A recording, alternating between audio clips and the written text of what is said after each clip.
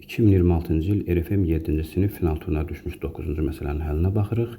A, B, C, D, Y və F ədədləri 1, 2, 3, 4, 5, 6 çoxluğun elementlərinin ixtiyari ardıcılıqla düzülüşüdür. X həqiqi ədəd olduqda aşağıdakı ifadənin ala biləcəyi ən kiçik qiyməti müəyyən edin.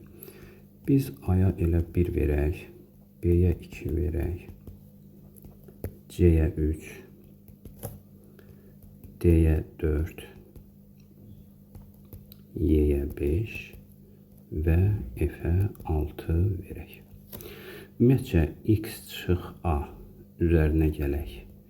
X çıx B-nin modulu. Bu ifadənin ən kiçik qiymətini tapmaq üçün X hökmən AB parçası üzərində hər hansı bir ədəd olmalıdır. Bu halda X çıx A-nın modulu bizə bu soldakı hissənin uzunluğunu verir. X çıx B-nin uzunluğu bizə bu sağdakı hissənin uzunluğunu verir və cəm də olur B çıx A-nın moduluna. Bu deyilənləri ümumiləşdirsək, birinci ilə sonuncunu bir qruplaşdıraq, ikinci ilə axırdan ikincini və ortadakiləri də bir qruplaşdırsaq, onda belə bir nəticə alınır ki, bizim axtardığımız X ədədi 3-4 parçasının üzərində hər hansı bir ədəd olmalıdır. Hətta X 3-ün özünü də ala bilər və ya 4 də ola bilər və ya X 3 ilə 4 arasında istənilən bir qiymət, məsələn, rahat olması üçün 3,5.